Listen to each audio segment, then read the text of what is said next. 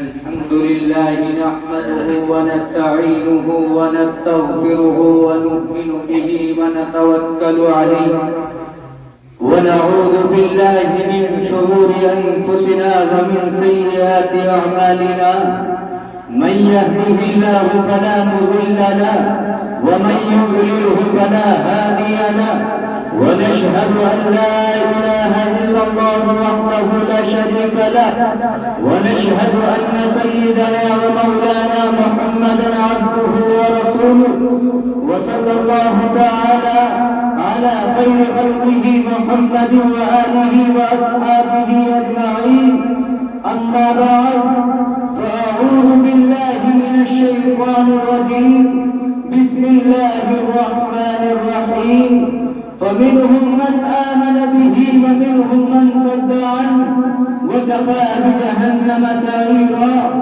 صدق الله العظيم وصدق رسوله النبي الكريم ونحن على ذلك من الشاهدين والشاكرين والحمد لله رب العالمين.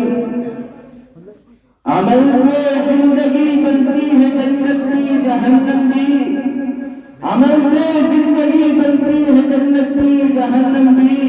یہ بات اپنی فطرت میں نہ نوری ہے نہ ناری ہے. آتش دوزخ میں دیکھ غضب سے مجھ کو، آتش دوزخ میں دیکھ غضب سے مجھ کو، وہ بڑا رقیب ہے جس کا گنہگار ہوں میں. محترم حضرات، اساتذہ کرام اور علماء کرام، میرا آج کا موضوع سخن دوزخ کا عذاب ہے کہ دوزخ کے اندر کیا کیا عذاب مبتلا کیا جائے گا. حضرات، اللہ اور اس کے رسول صلی اللہ علیہ وسلم ہم کو دوزخ کے عذاب سے بار بار ڈرایا ہے. دوزخ بڑی خوفناک جگہ ہے، دوزخ بہت بڑا ٹھکانہ ہے، دوزخ میں آگ ہے، ازدر ہے، بچھو ہے، قسم قسم کے زہریلے جانور ہیں، طرح طرح کے خطرناک عذاب ہیں. دوزخ کی آگ کو 1000 برس تک دھوکا رہا تو سرخ ہو گئی، پھر 1000 برس تک دہکایا گیا تو سفید ہو گئی، پھر 1000 برس تک دہکایا گیا تو سیاہ ہو گئی، اور اب وہ سیاہی ہے وہاں بالکل تاریکی اور کفر اندھیرا ہے.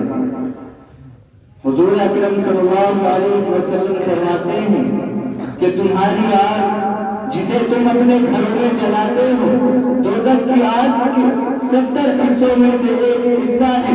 صحابہ کرام رضی اللہ عنہم نے عرض کیا، اللہ کے رسول صلی اللہ علیہ وسلم جلانے کے لیے تو یہی آگ کافی تھی.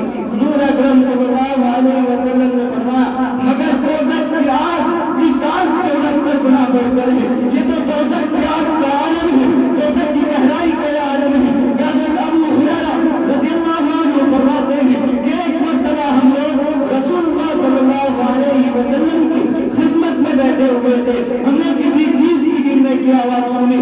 حضور اکرم صلی اللہ علیہ وسلم نے فرمایا کہ کیا تم جانتے ہو کہ یہ کس کی آواز ہے؟ ہم نے آج کیا کہ اللہ اور اس کے رسول زیادہ بہتر جانتے ہیں.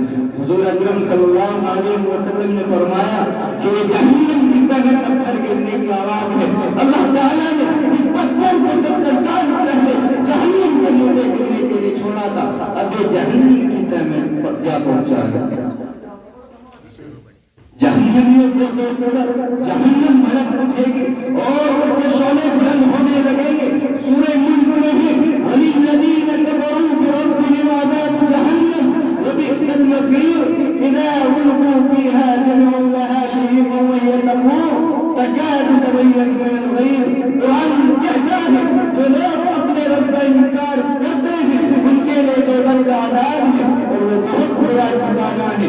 جب یہ لوگ اس میں ڈالے جائیں گے اس کی ایک بڑی زور کی آواز سنیں گے اور وہ اس طرح جوش ماریں گے کہ ابھی غصے کی وجہ سے پھٹ پڑے گی. محترم حضرات، دوزخ میں سب سے ہلکا عذاب یہ ہوگا کہ دوزخی کو آگ کا جوتا پہنا دیا جائے گا جس کی گرمی سے اس کا دماغ کھلے گا. وہ سمجھے گا کہ سب سے زیادہ عذاب مجھے کو ہو رہا ہے، حالانکہ وہ سب سے ہلکا عذاب ہوگا.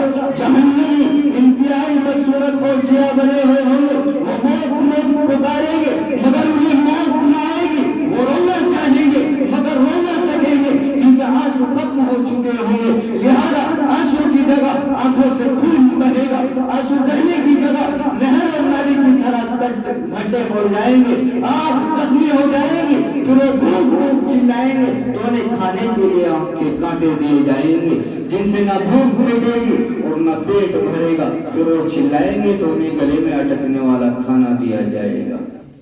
لہذا پھر اس اٹکے ہوئے کھانے کو نیچے اتارنے کے لیے پانی مانگیں گے، پھر انہیں کھولتا ہوا پانی دیا جائے گا جو چہرے کے قریب آتے ہی جو وہ چہرے کو بھون ڈالے گا، اور جب وہ پیٹ میں پہنچے گا تو پیٹ کی آنتوں کو کاٹ کر رکھ دے گا۔ جہنمی کو 20 پھولوں پڑے پر کھانے کو دے جائیں گے، اونٹ کے برابر سانپ اور کھچر کے برابر بچھو ڈسنے کے لیے مسلط کر دے جائیں گے، گرم گرم پانی سر پر ڈالا جائے گا، لوہے کے دور سے پٹائی ہوگی، کھال پلٹ دی جائے گی، لمبی لمبی زنجیروں میں جکڑے جائیں گے، گلے میں توپ پڑا ہوگا، گندک کے کپڑے پہنائے جائیں گے تاکہ آگ تیزی کے ساتھ لگے۔ اگر جہنمی کو اجازت مل جائے کہ وہ دنیا اور دنیا کی ساری چیزوں کو دے کر اپنے آپ کو بچا لے تو وہ اس کے لیے دل و جان سے تیار ہوگا، مگر وہاں یہ سب کچھ نہ ہوگا، جہنم سے نجات پانے کی کوئی راہ نہ ہوگی، عذاب الہی بھگتنا پڑے گا۔ محترم حضرات، کہاں تک بتلایا جائے کہ جہنم کتنے خوفناک اور دردناک جگہ ہے۔ دعا کریں کہ اللہ رب العزت ہم سب کو ان باتوں پر عمل کرنے کی توفیق عنایت فرمائے، آمین۔ وآخر دعوانا